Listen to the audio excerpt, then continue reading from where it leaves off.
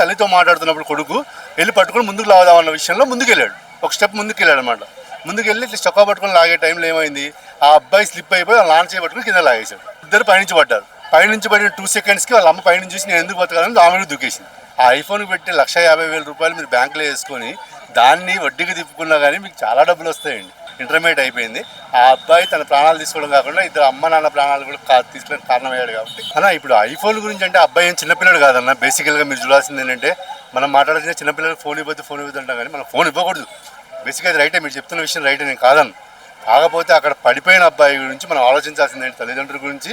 ఆ పడిపోయిన అబ్బాయి గురించి ఆలోచిస్తే ఆ అబ్బాయి ఏం చిన్నపిల్లడు కాదు. ఇంటర్మీడియట్ కంప్లీట్ అయిపోయిన తర్వాత వాళ్ళ ఇంట్లో వాళ్ళ అమ్మ నాన్నని అడిగే ఫోన్ తీసుకున్నాడు.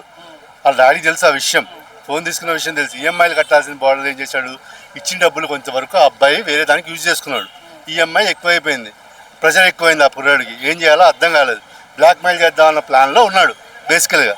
ఆ బ్లాక్మెయిల్ ప్లాన్ ఏమైందంటే రివర్స్ కొట్టింది. అక్కడ సింపుల్గా జరిగిందంటే అబ్బాయి వెళ్ళాడు, కొండ మీద నిల్చున్నాడు. వాళ్ళ నాన్నకు ఫోన్ చేసి, నాన్న ఇట్లా నువ్వు ఈఎంఐ కట్టకపోతే నేను ఊరికి చచ్చిపోతా, నువ్వేం చేస్తావు, నా పైసలు అన్నట్టు బెదిరించాడు వాళ్ళ నాన్నని. ఆ టైంలో ఏం జరిగిందంటే ఊర్లో అందరూ తెలిసిపోయి పోలీసులు ఫోన్ చేశారు. పోలీసులు వచ్చారు. ఊర్లో అందరూ చూస్తున్నారు, పైనుంచి చూస్తున్నారు, కింద నుంచి చూస్తున్నారు, ఎదురుగా కూడా చూస్తున్నారు. చూస్తున్న విషయంలో ఇద్దరు మాట్లాడుకుంటున్నారు, తండ్రి కొడుకులు. మాటలు పెరిగిపోయి ఒకవేళ తల్లి కూడా మాట్లాడుతుంది. ఈ ముగ్గురు మాట్లాడుతున్న కాన్వర్సేషన్లో తండ్రి ఏం చేశాడంటే తల్లితో మాట్లాడుతున్నప్పుడు కొడుకు వెళ్ళి పట్టుకొని ముందుకు లాగుదామన్న విషయంలో ముందుకెళ్ళాడు. ఒక స్టెప్ ముందుకెళ్ళాడు అనమాట. ముందుకెళ్ళి ఇట్లా చొక్కా పట్టుకొని లాగే టైంలో ఏమైంది, ఆ అబ్బాయి స్లిప్ అయిపోయి వాళ్ళ నాన్న చేయబట్టుకుని కింద లాగేశాడు. ఇద్దరు పైనుంచి పడ్డారు. పైనుంచి పడిన 2 సెకండ్స్కి వాళ్ళ అమ్మ పైనుంచి చూసి నేను ఎందుకు బతకాలని ఆమె దూకేసింది.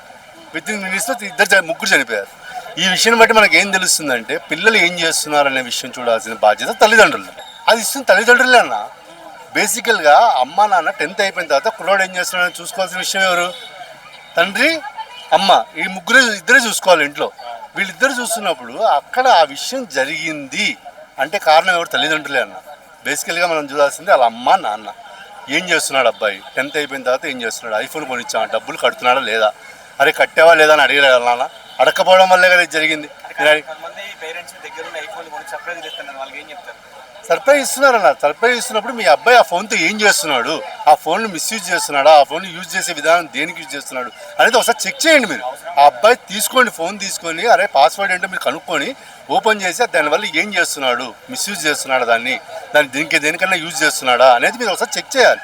చెక్ చేసి అబ్బాయిని కూర్చోబెట్టి అరే ఈ ఫోన్ అనేది దీనికి ఉపయోగపడుతుందిరా, దీనికి కాదు అన్న విషయం చెప్పాల్సిన బాధ్యత ఎవరిది, తల్లిదండ్రులది. వాళ్ళు బేసిక్గా కరెక్ట్గా ఉంటే ఈ విషయాలు జరగవు అని నేను చెప్తాను. ప్రజలకు నేనేం చెప్పదలుచుకున్నానంటే ఐఫోన్ అనేది ఇప్పుడు తీసుకోవాల్సినంత అవసరం లేదు సార్.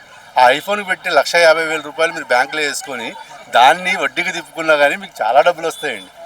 అది ఐఫోన్ ఏంటంటే ఏదో ఫ్యాషన్గా ఫోన్ యూజ్ చేస్తున్నారు కానీ ఫోన్ అనేది అంతా ఒకటేనండి. ఏ ఫోన్ డబ్బా ఫోన్ అనేది తీసుకోండి, మాట్లాడుకోవడం ముందు జనరేషన్ మారుతుంది ఇప్పుడు కాబట్టి ఐఫోన్ వచ్చింది. కానీ ఒకప్పుడు 1996లో ఫస్ట్ వచ్చింది నోకియా ఫోన్ అండి. నోకియా ఫోన్ నొక్కొని వాడుకునే వాళ్ళు. అంతకుముందు ల్యాండ్ లైన్సే ఉన్నాయి. 1996 ముందు వరకు ల్యాండ్ లైన్స్ ఉన్నాయి. 96 తర్వాత వచ్చిన ఒక ఫోన్ నోకియా ఫోన్కి జస్ట్ కీప్యాడ్ ఫోన్ వచ్చింది. ఆ కీప్యాడ్ ఫోన్ పెట్టుకొని అందరూ ఫోన్ మాట్లాడుకొని దాంట్లో ఎఫ్ఎం యూజ్ చేసుకునే వాళ్ళు, అంతే తప్ప ఇంకా దేనికి పనికొచ్చేది కాదు. నేనేం చెప్తున్నానంటే అన్న, తల్లిదండ్రులు పిల్లలు ఏం చేస్తున్నారో దగ్గర నుండి చూసుకోండి. వాళ్ళు ఎక్కడికి వెళ్తున్నారో ఏం చేస్తున్నారో కనిపెట్టండి. విచ్చలవిడిగా వదిలేయకండి. స్వేచ్ఛ ఇవ్వండి. స్వేచ్ఛ ఇవ్వద్దని నేను చెప్పను. ఆ స్వేచ్ఛ ఇచ్చిన తర్వాత ఏం చేస్తున్నారు ఏంటనేది రాత్రి ఈవినింగ్ రాగానే పిల్లలు రాగానే ఒక్క 1 అవర్ వాళ్ళతో స్పెండ్ చేయండి. అరే ఏంట్రా ఏం జరిగింది ఈరోజు, ఏం చేస్తున్నారు, మీకు ఏమైనా ప్రాబ్లమ్స్ ఉన్నాయా, నీకు ఏమైనా ఇంకైనా కావాలా అనేది ఒకసారి అడగండి. ఇద్దరు చెడిపోతున్నారని చెప్తానన్న. ఇద్దరు చెడిపోతున్నారు. అమ్మాయి చెడిపోతున్నాడు, అబ్బాయి చెడిపోతున్నాడు. కాకపోతే అమ్మాయి వల్ల ఎక్కువగా చనిపోతుంది అబ్బాయిలని నేను చెప్తాను. ఎందుకంటే ఇది తప్పు రైట్ నాకు తెలియదు, నేను చూసినంతవరకు చెప్తున్నాను. అమ్మాయిలు మొదలు పడిపోయి అమ్మాయి ఏది అడిగినా తీసుకెళ్ళి ఇచ్చేయడము, ఆ అమ్మాయి ఏదైనా నేను చేసేస్తాను నీకెందుకు, నేను తెచ్చేస్తాను నీకెందుకు అని చెప్పడం కరెక్ట్ కాదు. 1-2 సార్లు ఆలోచించు. మీ అమ్మ నాన్న పెట్టే డబ్బులు తీసుకొచ్చి ఈ అమ్మాయికి ఇస్తున్నావు కాదు, నువ్వు సంపాదించే డబ్బులు కాదు. నువ్వు సంపాదించిన తర్వాత ఇచ్చుకుని నువ్వు బేకర్ అయిపోయినా అసలు తప్పలేదు. కాదు ఇక్కడ జరిగిన విషయం ఏంటి, అబ్బాయి ఓన్లీ 19 years old అబ్బాయి, ఇంటర్మీడియట్ అయిపోయింది. ఆ అబ్బాయి తన ప్రాణాలు తీసుకోవడం కాకుండా ఇద్దరు అమ్మ నాన్న ప్రాణాలు కూడా తీసుకోవడానికి కారణమయ్యాడు. కాబట్టి తప్పు అబ్బాయిదే అక్కడ. ఆ అబ్బాయి ఏం మేజర్ అబ్బాయి, మైనర్ అబ్బాయి కాదు. ఐఫోన్స్ వాడకండి అంటే ఐఫోన్స్ వాడద్దని నేను చెప్పట్లేదు సార్. బేసికల్గా ఐఫోన్ వాడండి, కాకపోతే ఇండియన్ ఫోన్స్ అన్నీ ఉన్నాయి. 20,000 ఫోన్లు వస్తున్నాయి, బ్రహ్మాండమైన ఫోన్లు వస్తున్నాయి 20,000 25,000లో. ఆ ఫోన్లన్నీ చూసుకుంటే మీరు 10 ఫోన్లు కొనుక్కోవచ్చు. మిగతా డబ్బులు బ్యాంకులో వేసుకున్నా మీకు వడ్డీ వస్తుంది. మీకు ఏదైనా బేసికల్గా రేపు పొద్దున ఏమైనా అయినా కానీ మీకు యూజ్ అవుతాయని నేను చెప్తున్నాను. ఈ ఐఫోన్ కొన్న తర్వాత ఎవరు కొనడు.